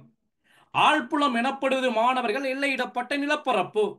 அந்த எல்லையிடப்பட்ட நிலப்பரப்பு நீரிலும் இருக்கும், நிலத்திலும் இருக்கும், ஆகாயத்திலும் இருக்கும். அந்த நீரிலும் நிலத்திலும் ஆகாயத்திலும் காணப்படுகின்ற தமது எல்லை பரப்பை பாதுகாப்பதுதான் இந்த தேசிய அரசுகளின் பிரதான கடமையாக இருக்கின்றது. ஆகவே தேசிய அரசு என்று சொல்லுகின்ற பொழுது நிச்சயமாக அங்கு ஒரு ஆழ்புல எல்லை ஒன்று காணப்பட வேண்டும். இப்ப அந்த வேறுபாட்டில் நீங்க இந்த பாயிண்ட்ஸை அங்க போடலாம். தேசிய அரசு என்று சொல்லுகின்ற பொழுது அங்கு ஒரு ஆழ்புல எல்லை ஒன்று காணப்படும். தேசிய அரசு என்று சொல்லுகின்ற பொழுது வேறுபாடு பாருங்க பாப்போம். தேசிய அரசில் ஒரு ஆழ்புல எல்லை ஒன்று காணப்படும். சர்வதேச அரசியல் அப்படி ஒரு ஆழ்புல எல்லை ஒன்று காணப்பட மாட்டாது. இதன் அடிப்படையில் தேசிய அரசியலும் சர்வதேச அரசியலும் வேறுபடுகின்றது. அடுத்து நம்ம பார்க்கிறோம், தேசிய அரசியலில் அடுத்த முக்கியமான பண்பு, தேசிய அரசியலில் இறைமை அதிகாரமானது காணப்படும். சர்வதேச அரசியலில் தேசிய அரசுகள் வெளி தலையீடு இன்றி தமது உள்ளக விவகாரங்களில் சுதந்திரமாக செயற்படுவதற்கான திறனே இறைமை ஆகும். ஒரு நாடு வெளிநாடுகளின் தலையீடுகளோ வெளி அமைப்புகளின் தலையீடுகளோ இல்லாமல் தமது உள்ளக விவகாரங்களில் தொழிற்படுகின்ற தன்மை இறைமை. இந்த இறைமை அதிகாரமானது தேசிய அரசுகளின் பிரதானமான பண்பாக காணப்படுகிறது. அரசுகளை சம அந்தஸ்தில் வைப்பதிலும் அவற்றின் வெளியுறவை தீர்மானிப்பதிலும் இந்த இறைமை, குறிப்பாக வெளி இறைமை முக்கியம் பெறுகிறது. எனும் சர்வதேச அரசியலில் இறைமை அரசுகளின் செயற்பாட்டால் கோட்பாட்டில் கூறியது போல சாத்தியம் இல்லை. இன்று விஞ்ஞான தொழில்நுட்ப வளர்ச்சியின் விளைவாக அரசுகளின் இயல்புகள் மாறியுள்ளன. தேசிய நலன்களுக்கு பதிலாக சர்வதேச நலன்கள் இன்று எழுச்சி அடைந்திருக்கின்றன. அதாவது ஒரு அரசின் இறைமை என்று சொன்னால் உள்நாட்டு விவகாரங்கள்ல வெளிநாடுகள் வந்து சம்பந்தப்படக்கூடாது. உள்நாட்டுக்கு தெரியாம எந்த வகையான ஒரு கொடுக்கல் வாங்கலும் செய்ய முடியாது. இதான் இறைமை. ஆனால் இந்த இறைமை வந்து இன்றைய காலகட்டத்தில் சற்று வீழ்ச்சி அடைந்திருக்கின்றது. காரணம் என்னன்னு சொன்னால், இலங்கை நாட்டில் இருக்கிறான், அவன் அமெரிக்கா கம்பெனில வேலை செய்யறான். இலங்கை நாட்டில் இருக்கிறான், ஆஸ்திரேலியா கம்பெனில வேலை செய்யறான். இலங்கை நாட்டில் இருக்கிறான், அமெரிக்கா கம்பெனில வேலை செய்யறான். இரவு முழுக்க வேலை செய்யறான், பகல் முழுக்க தூங்குறான். இலங்கையில வாழ்றான், ஆனா கனடா வாழ்க்கைய இங்க கழிக்கிறான். இலங்கையில வாழ்றான், அமெரிக்கா பிரஜையை போல இங்க இருக்கின்றான். என்ன அமெரிக்கா பிரஜையை போலன்னு சொன்னால், நைட்ல முழிச்சிருக்கிறான், பகல்ல தூங்கி இருக்கிறான். அமெரிக்காவில் பகல் நேரம் இவன் முழிச்சிருக்கிறான், அமெரிக்காவில் இரவு நேரம் இவன் தூங்குறான். அப்ப இதெல்லாம் என்னது? இந்த இறைமைக்கு அப்பால தொழில்நுட்ப வளர்ச்சியினால பல்தேசிய கம்பெனிகளினால இந்த நிலை இறைமையானது இன்று சில கேள்விகளுக்கு உட்படுத்தி உள்ளதாக சொல்லப்படுகிறது. அடுத்து நம்ம பார்க்கிறோம் தேசியவாதம். சர்வதேச அரசுகளின் பிரிதொரு முக்கியமான பண்பு தேசியவாதமாகும். இது அரசுகளுக்கான ஒரு உளவியல் தளத்தினை வழங்குகிறது. தேசியவாதம் என்று சொன்னால் மாணவர்கள், இது இலங்கை நாடு, இது இந்திய நாடு, இது அமெரிக்கா, நான் அமெரிக்கன், நான் கனடியன், நான் ஆஸ்திரேலியன். இதான் அந்த தேசியம். அப்ப இப்படிப்பட்ட தேசியம், தேசியவாதம் என்ற விடயமானது இந்த தேசிய அரசுகளில் முக்கியமான பண்பாக காணப்படும். அடுத்து நாம பார்க்கலாம் சர்வதேச அங்கீகாரம். சர்வதேச சமூகத்தில் ஓர் அரசு சுதந்திரமும் இறைமையும் பொருந்திய அழகாக இருக்க வேண்டும் என்று சொன்னால் ஒரு நாடு குறைந்தது 2 நாடுகளாக ஏற்றுக்கொள்ளப்பட வேண்டும். ஒரு நாடா இப்ப நாம கண்டியில இருக்கிற நாங்க கண்டியர்கள் நாங்க தனி நாடாக உருவாக்க போறோம்னு சொல்லி கண்டியில புல்லா வேலி அடிச்சுட்டு நாங்க இன்னையிலிருந்து கண்டியர்கள், நாங்க ஸ்ரீலங்கா இல்ல, இது கண்டி நாடு, இது மட்டக்களப்பு நாடு, இது யாழ்ப்பாணம் என்று நாம சொல்ல முடியாது. அப்படி சொல்ல வேண்டும் என்று சொன்னால், தமிழீழம் என்று சொல்ல வேண்டும் என்று சொன்னால், அந்த தமிழீழம் ஒரு நாடாக சர்வதேச ரீதியாக ஏற்றுக்கொள்ளப்பட வேண்டும். அதற்கு 2க்கு மேற்பட்ட நாடுகள் அதனை ஒரு நாடாக ஏற்றுக்கொள்ள வேண்டும். இதுதான் சர்வதேச அங்கீகாரம். ஆக தேசிய அரசுகளாக இருப்பதற்கு சர்வதேச அங்கீகாரம் தேவைப்படுகிறது. அடுத்து பார்ப்போம் அரசுகளின் சட்ட அந்தஸ்து. சர்வதேச அரசியலில் சகல அரசுகளும் சமமான அரசுகளாகவே காணப்படும். இதெல்லாம் என்ன மாணவர்கள் பார்க்கிறோம்? தேசிய அரசுகளின் இயல்புகள், பண்புகள். தேசிய அரசுகள் என்னது? சர்வதேச அரசியலின் பிரதானமான செயற்பாட்டாளர்கள். அப்போ அரசுகளின் சட்ட அந்தஸ்து. சர்வதேச அரசியலில் சகல அரசுகளும் சமமான அரசுகளாகவே கருதப்படும். சர்வதேச அரசியலில் அப்படியே ஒரு நேரத்தை குடிக்கணும் சொல்லி இது காலையில் குடிக்கணும். அவ தேசிய அரசியலிலும் சர்வதேச அரசியலிலும் அரசுகளின் இதுல யாப்பு வராதா சார்? தேசிய அரசுக்கு ஒரு யாப்பு காணப்படுமா சார்? வருமா? எப்படி யாப்பு வருமா சார்? அதை நீங்க போடலாம் சார். தேசிய அரசுகள் தமக்கென ஒரு அரசியல் அமைப்பை கொண்டு காணப்படும். ஓகே, நீங்க போடலாம். தேசிய அரசுகள் தமக்கென ஒரு நிலையான மக்கள் தொகையை கொண்டு இருக்கும். இலங்கை அரசுன்னு சொன்னால் 2,20,00,000 மக்கள் இருக்கின்றார்கள். இந்தியாவில் 140 கோடி மக்கள் இருக்கின்றார்கள். அப்ப இதுவும் தேசிய அரசுகளின் பண்புகளாகத்தான் நீங்க சொல்லலாம். சார் இது அவ்வளவு என்ன? சார் 2022ல கேள்வி ஒன்று வந்திக்கு, சர்வதேச சமூகத்தில் பிரதான செயற்பாட்டாளர்களினுடைய பண்புகளை ஆராய்க. பிரதான செயற்பாட்டாளர்களின் பண்புகளை ஆராய்க. அப்ப அந்த கேள்வி என்னன்னு சொன்னால் பிரதானமான செயற்பாட்டாளர்கள் தான். சரியா? பிரதானமான செயற்பாட்டாளர்கள் சொன்னா அதுல ஒன்று தேசிய அரசு. அடுத்து நம்ம பார்க்கிறோம் இப்ப அதுக்கான விடத்தை நம்ம பார்த்து கொண்டிருக்கிறோம். அடுத்தது நாம பார்க்கிறோம் சர்வதேச அரசின் பண்புகளும் வருமா சார்? செயற்பாட்டாளர்கள் சில நேரங்கள்ல தேசிய அரசுகளின் பண்புகள் என்று கேட்டால் நாம இப்ப படிச்ச இந்த விடயங்கள் மட்டும்தான். ஒரு 10 புள்ளிக்கு வாரத்துக்கான வாய்ப்பு இருக்குது. சரியா? இனி நாம பார்க்கிறோம் சர்வதேச அரசியலின் அரசு தொடர்பான நிறுவனங்கள்.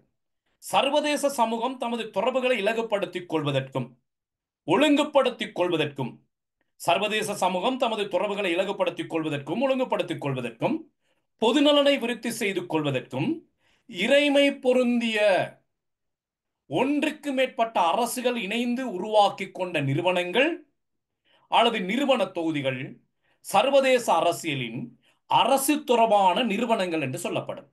என்னது அரசு தொடர்பான நிறுவனங்கள் சொன்னால் என்னது? 2 அல்லது 2க்கு மேற்பட்ட நாடுகள் இணைந்து உருவாக்கி கொண்ட ஒரு நிறுவன கட்டமைப்பு அல்லது ஒரு சங்கம், ஒரு அமைப்பு சர்வதேச அரசு தொடர்பான நிறுவனங்கள் என்று சொல்லப்படுகிறது.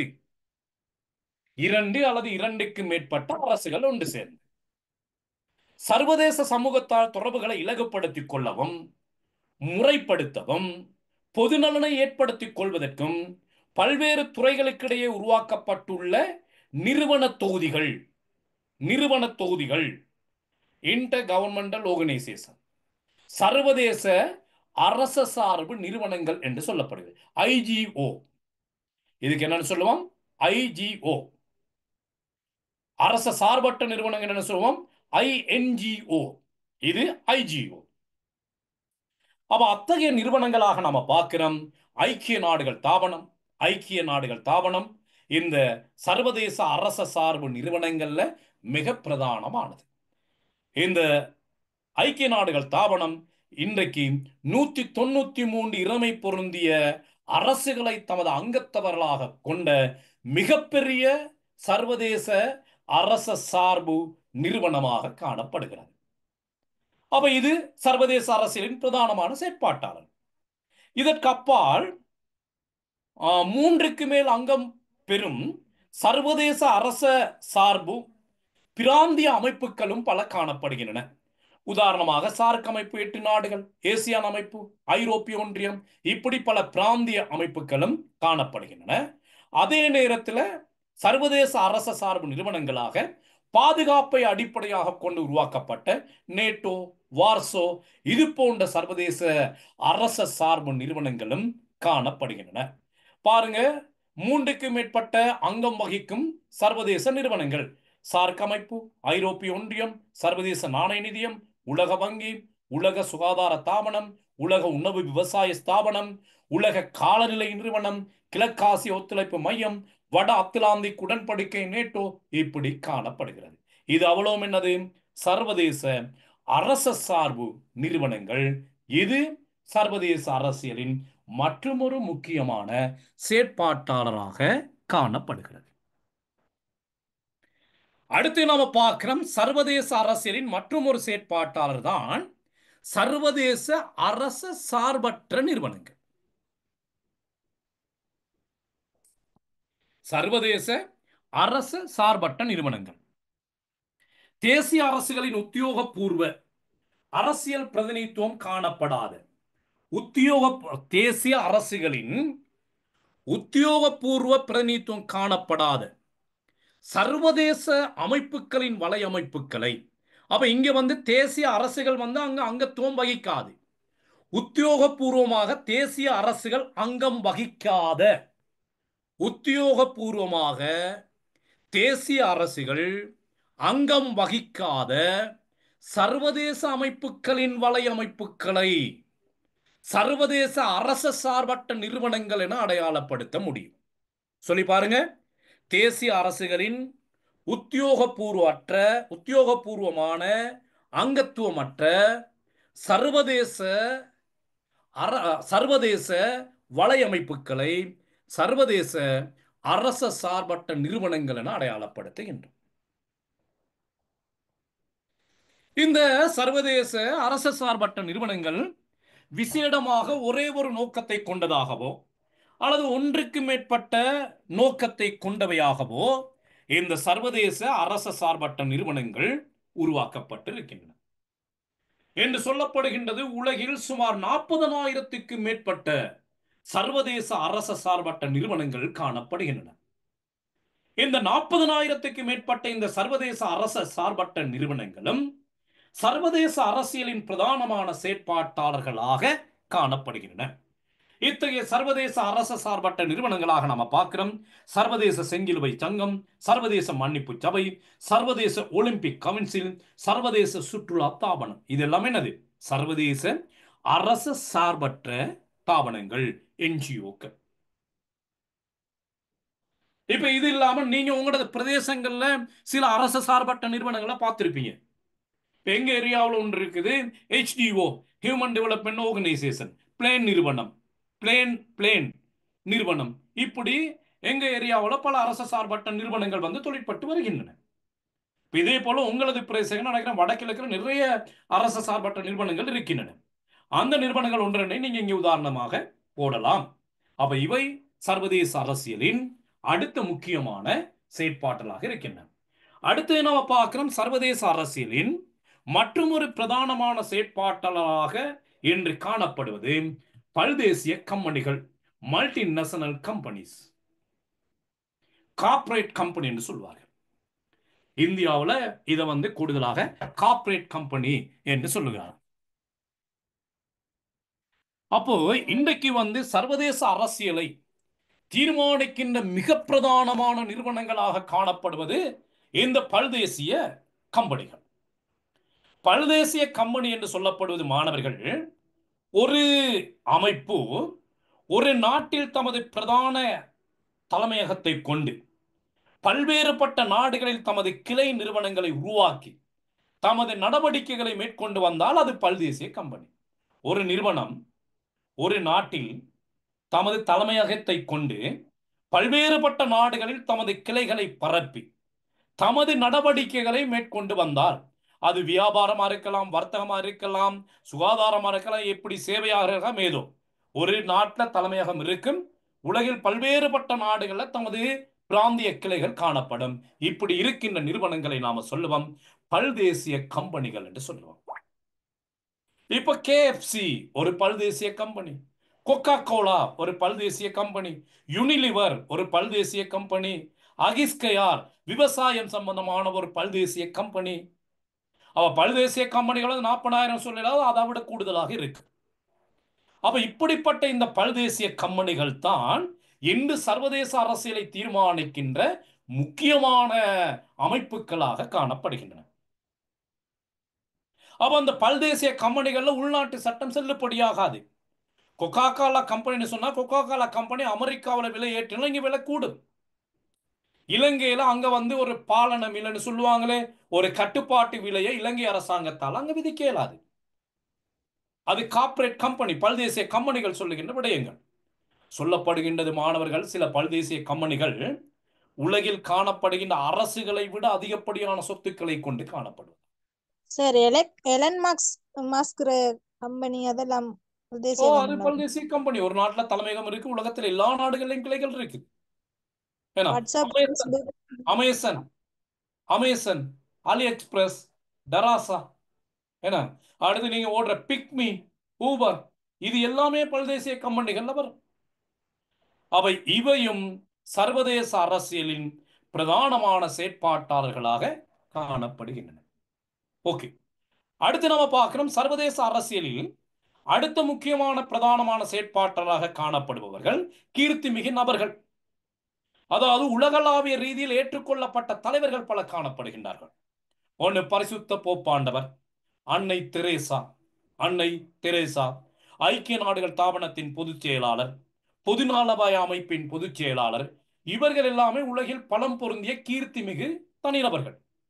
இப்ப பரிசுத்த போப்பாண்டவர் ஒன்றை சொன்னார்னு சொன்னால் உலகில் வாழுகின்ற மக்கள் அரைவாசிக்கு மேற்பட்டவர்கள் அதனை கேட்பதற்கு தயாராக இருக்கின்றார்கள்.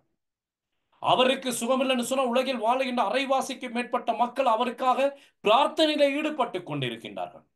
அப்ப அவர்கள் சர்வதேச அரசியலை தீர்மானிப்பதில், சர்வதேச அரசியல்ல பிரதானமான செயற்பாட்டாளர்களாக இருக்கின்றார்கள் இந்த கீர்த்திமிகு தலைவர்கள்.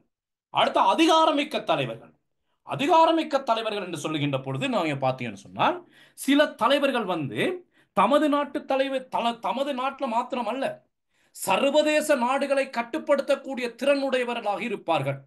உதாரணமாக அமெரிக்க ஜனாதிபதி Donald Trump, Barack Obama, Bill Clinton, தென் கொரிய ஜனாதிபதி Kim Jong Un, Nelson Mandela, Margaret Thatcher, Vladimir Putin, இப்போ அடுத்து செலன்ஸ்கி, உக்ரைன் நாட்டு ஜனாதிபதி. இப்ப இவர்கள் எல்லாம் எப்படின்னு சொன்னால் சர்வதேச அரசியலை இவர்கள் தீர்மானிக்கின்றார்கள். இஸ்ரேலிய ஜனாதிபதி, அமாஸ் இயக்க தலைவர்கள். இப்ப இவர்கள் எல்லாமே யுத்தம் வேண்டுமா இல்லையான்னு சொல்லி தீர்மானிக்கிற இஸ்ரேல் நாட்டு ஜனாதிபதி. 3ஆம் உலகமா யுத்தம் வேண்டுமா இல்லையான்னு தீர்மானிக்க போறது ரஷ்ய ஜனாதிபதி. அப்ப இவர்கள் இத்தகைய அதிகாரமிக்க தலைவர்கள். முதல்ல பார்த்தது கீர்த்திமிக்க தலைவர்கள். இவர்களும் சர்வதேச அரசியலின் பிரதான செயற்பாட்டாளர்களாக காணப்படுகின்றனர். அடுத்து நம்ம பார்க்கிறோம் பயங்கரவாத குழு. இதெல்லாம் அரசு சார்பற்ற நிறுவனங்கள் தானே சார் இப்ப இது செய்யறதெல்லாம்? இல்ல, அரச சார்பற்ற நிறுவனங்கள் நாம இங்க பாத்துருங்க பாருங்க. இதுதான் அரச சார்பற்ற நிறுவனங்கள். இது ஒரு வகை. இதெல்லாம் சர்வதேச அரசியலின் மற்றும் ஒரு செயற்பாட்டாளர். அரச சார்பற்ற அமைப்புகள் இவைத்தான் நாம் பார்த்திருந்தோமே. இது சர்வதேச அரசியலின் மற்றும் ஒரு செயற்பாட்டாளர். ஓகே, கிளியரா? ஓ சார், 2023ல ஒரு கேள்வி ஒண்ணு வந்துச்சு. முடிச்சிருவோமே, கொஞ்சம் வெயிட், இது முடிச்சிருவோமே. அப்ப இடையில நோட்ஸ் குழம்புமே, முடிச்சிட்டு இது எக்ஸாம் பேப்பரையும் பார்த்துட்டு போனா லேசா இருக்கு சார். நல்ல விளக்கமா இருக்கு. இந்த செக்ஷனை முடிச்சிருவோமே, நான் சொல்றதை கொஞ்சம் கேளுங்களே. இந்த ஓகே செக்ஷனை சார். முடிச்சா தானே இந்த கேள்வியை பார்க்கலாம். Right, okay. அடுத்து நம்ம பார்க்கிறோம் பயங்கரவாத குழுக்கள். சரி, சர்வதேச அரசியலில் தற்காலத்தில் சர்வதேச அரசியலை தீர்மானிக்கின்ற மற்றும் ஒரு பிரதான அமைப்பாக காணப்படுவது டெரோரிசம், பயங்கரவாத குழுக்கள். பயங்கரவாத குழுக்கள் இந்த சர்வதேச அரசியல உலக நாடுகளுக்கு சவால் விடக்கூடிய அளவுக்கு இன்று வளர்ந்திருக்கின்றது. பின் லேடன் பின் லேடன் அதே போல ஹெல்டிடி, இப்படி தமிழில் விடுதலை புலிகள், இப்படிப்பட்ட பயங்கரவாத குழுக்கள் சர்வதேச அரசியலின் பிரதானமான செயற்பாட்டாளர்களாக இன்றைய நாளில் மாறி இருக்கின்றார்கள். அடுத்தது நம்ம பார்க்கிறோம் என்னது, சர்வதேச வங்கிகள். சர்வதேச அரசியலை தீர்மானிக்கின்ற சர்வதேச அரசியலின் மற்றும் ஒரு செயற்பாட்டாளர்களாக காணப்படுவது சர்வதேச வங்கிகள். சர்வதேச கம்பெனிகள்ல பிரிதொரு வகைத்தான் இந்த சர்வதேச வங்கிகள். அப்ப இந்த சர்வதேச வங்கிகள் தான் ஒரு நாட்டினது நாணய மாற்று வீதத்தை தீர்மானிக்கின்றது. அமெரிக்க டாலர் என்ற பெறுமதி எவ்வளவு, குவைட் டினர் பெறுமதி எவ்வளவு, ஆஸ்திரேலிய டாலர் என்ற பெறுமதி எவ்வளவு, சீனா யுவான் பெறுமதி எவ்வளவு, ஜப்பான் எண்ணினது பெறுமதி எவ்வளவு என்பதை தீர்மானிக்க போறது இந்த சர்வதேச வங்கிகள். அப்ப இவை சர்வதேச அரசியலின் பிரதானமான செயற்பாட்டாளர்கள். அடுத்து நம்ம பார்க்கிறோம் சர்வதேச அரசியலின் அடுத்த பிரதானமான செயற்பாட்டாளர்கள் பிராந்திய அமைப்புகள். பிராந்திய அமைப்புகள் என்று சொல்லுகின்ற பொழுது மூன்றுக்கு மேற்பட்ட நாடுகள் உருவாக்கி கொண்ட சில பிராந்திய அமைப்புகள். உதாரணமாக அமெரிக்க அரசுகளின் அமைப்பு, ஆப்பிரிக்க அமைப்பு, அரபு லீக் அமைப்பு, ஆசியான், சார்க், ஐரோப்பிய ஒன்றியம், இவை எல்லாமே பிராந்திய அமைப்புகளாக இருக்கின்றன. அடுத்து நாம பார்க்கிறோம் என்னது, நட்பு கூட்டுக்கள். நட்பு கூட்டுக்கள் என்று சொல்லுகின்ற பொழுது சில நாடுகள் ஒன்று சேர்ந்து, அந்த நம்ம கூட்டு சமஷ்டி பார்த்தோமே, சில நாடுகள் ஒன்று சேர்ந்து உருவாக்கி கொண்ட கூட்டமைப்புகள். உதாரணமாக ஐரோப்பிய ஒன்றியம். அப்ப இத்தகைய நட்பு கூட்டுக்களும் சர்வதேச அரசியலின் பிரதானமான செயற்பாட்டாளர்களாக காணப்படுகிறது. இது இல்லாம மாணவர்கள் இந்த எத்தனை விடயங்கள் பார்த்திருக்கிறோம், 10 விடயங்கள். இந்த விடயங்கள் இல்லாமல் சர்வதேச அரசியலின் இன்னும் பல அம்சங்களும் செயற்பாட்டில் தாக்கம் செலுத்துகிறது. உதாரணம் HIV, புவி வெப்பமடைதல், நீர் பற்றாக்குறை, இயற்கை அனர்த்தம், கொரோனா. முக்கியமாக அண்மை காலத்துல சர்வதேசத்தை முழுமையாக முடக்கிய சர்வதேச செயற்பாட்டை எந்த நாடு எந்த நாடோடு தொடர்பு கொள்ளணும், எந்த நாடு எந்த நாட்டோடு தொடர்பு கொள்ளக்கூடாது என்பதை தீர்மானித்த பிரதான அம்சமாக காணப்படுது கொரோனா. அவ இவையும் சர்வதேச அரசியலை தீர்மானிக்கின்ற சர்வதேச அரசியலின் பிரதானமான செயற்பாட்டாளர்கள் என்று நீங்க விடைய கொடுக்கணும். ரைட், இப்போ வாங்க. யாரு அந்த கேள்வி அவசரமா ஒரு புள்ள கேட்டுக்கொண்டே இருந்தது, இப்ப வாங்கலாம், எனக்கு இப்ப கேளுங்க.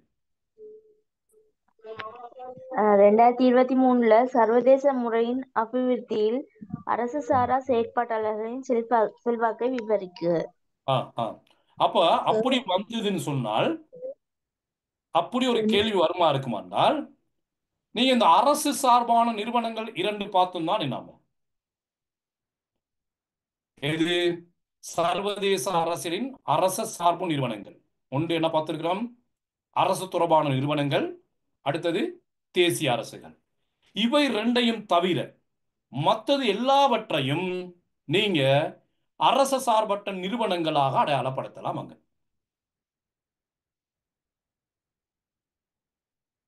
இந்த 2ஐயும் தவிர மற்றது எல்லாவற்றையும் அரச சார்பற்ற நிறுவனங்களாக நீங்க அங்க அடையாளப்படுத்தலாம், பிரச்சனை இல்லை.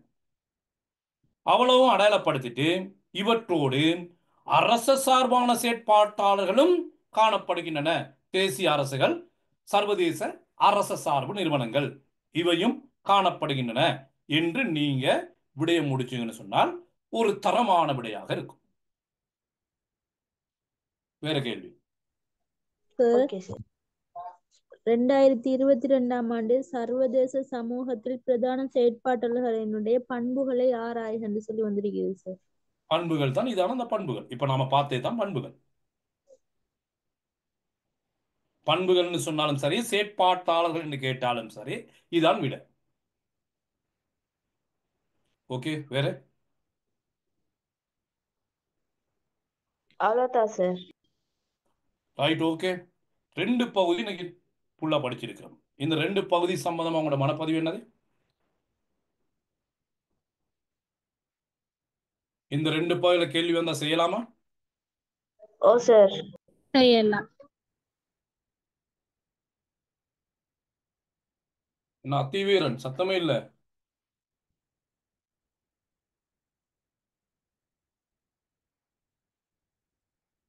ஓ சார் கிளியர் சார், செய்யலாம். Right, okay. என்ன தொடர்ந்து இன்னும் 2 செக்ஷன் மட்டும் தான் உங்களுக்கு படிப்பிக்க இருக்குது. சரியா?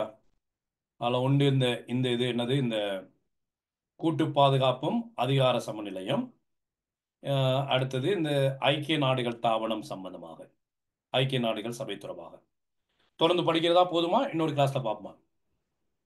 இன்னொன்று வெளிநாட்டு கொள்கை. வெளிநாட்டு கொள்கை எனக்கு அது நோட்ஸ் கொஞ்சம் கிடைக்கல. முடிஞ்சால் தான் நான் படிப்பிப்பேன். இல்லைன்னு சொன்னால் நான் படிப்பிச்சதில் உங்களுக்கு 7 கேள்வி வரும், 7ல் 8 கேள்வியும் வரும். நீங்க அதெல்லாம் அங்கே இருக்குதானே சார் உங்கள்ட்ட நோட்ஸ்? நோட்ஸ் என்கிட்ட இருக்குதான்னு எனக்கு வெளிநாட்டு கொள்கை இல்லைன்னு நினைக்கிறேன். இதுல போட்டிருக்கேனா வெளிநாட்டு கொள்கை நோட்ஸ் உங்களுக்கு? இல்ல சார். இல்ல, அதை விட்டுருங்க. அது பாப்போம், தேவைப்பட்டா நான் படிப்பிக்கலாம். Okay sir. நாம எல்லாத்தையும் போட்டு மண்ணு கட்டுவானே. நமக்கு இப்ப 5 கேள்வி செய்யறதுக்கு தாராளமா இருக்குதானே. இப்ப 2 பேப்பர் எடுத்து பாருங்க. 2 பேப்பர்ல 5 கேள்வி செய்யக்கூடியதா இருக்குதான்னு சொல்லி 2022ஆம் ஆண்டு பேப்பர் எடுங்க பார்ப்போம். 5 கேள்வி செய்யக்கூடியதா இருக்குன்னு பாருங்க. 2022 பேப்பர் எடுத்து எனக்கு 5 கேள்வி வாசிங்க ஒரு ஆள் குயிக்கா. யாராவது வாசிக்க தெரிஞ்ச ஆள் இருந்தால்?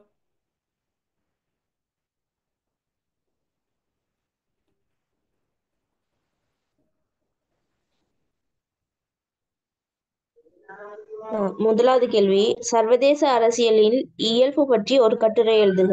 ஓகே, அந்த கேள்வி விட சரியா படிச்சு. ஓ சார். ஓகே, மத்தாக்கள் வாய் திறந்து பேசுங்க. அடுத்த கேள்வி. இரண்டாவது, சர்வதேச அரசியலை கற்பதற்கான ஒன்றில் இலட்சியவாத அணுகுமுறை அல்லது யதார்த்தவாத அணுகுமுறையின் பொருத்தப்பாட்டினை விளக்குக. படிச்சிட்டோமா? ஓ சார். ஓ, மூன்றாவது, சர்வதேச சமூகத்தில் பிரதான செயற்பாட்டாளர்களுடைய பண்புகளை ஆராய்க. படிச்சிட்டோமா? ஓ சார். 3. அடுத்து. நாலாவது, ஒரு அரசின் தேசிய அதிகாரத்தினை தீர்மானிக்கும் பின்வரும் காரணிகளில் ஏதாவது ஒன்று பற்றி பரிசீலனை செய்க. 1 உள்வாரியாக தீர்மானிக்கும் காரணி, 2 வெளிவாரியாக தீர்மானிக்கும் காரணி. உள்வாரியான காரணிகள் ஃபுல்லா படிச்சுட்டோம் தானே? ஓ சார். வெளிவாரியான காரணிகள் தான் எது வெளிவாரியான காரணிகளை தான் நாம அடுத்த கிளாஸ்ல படிக்க போறோம். ஒரு நிமிஷம் அப்படி இருங்க. வெளிவாரியான காரணிகள்ல தான் நாம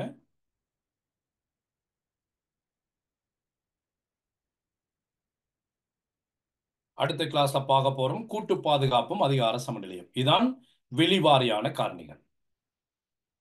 உள்வாரியான காரணிகள் எழுதலாம் தானே? ஓகே. ஓ சார். எத்தனை கேள்வி ரெடி இப்போ? 3 ஓகே சார். 4 4. ரைட், அடுத்த கேள்வி. 5வது கேள்வி, தேசிய நலனை அடைந்து கொள்வதற்கான ஒரு கருவி என்ற வகையில் பின்வருவனவற்றில் ஏதாவது ஒன்றினுடைய வகைப்பங்கை விவரிக்குக. 1 ராஜதந்திரம், 2 வெளிநாட்டு கொள்கை, 3வது யுத்தம். அதுல ராஜதந்திரம் ஃபுல்லா படிச்சு முடிச்சிட்டோம் தானே? ஓ சார். அப்ப எத்தனாவது கேள்வி இப்ப விட தெரியும்? 5. ரைட், அடுத்தது. 6வது, அரசுகளினுடைய வெளிவாரியான நடத்தைகளை முகாமை செய்வதில் பின்வருவனவற்றுள் ஏதாவது ஒன்றினுடைய செயற்றிறனை பகுப்பாய்வு செய்க.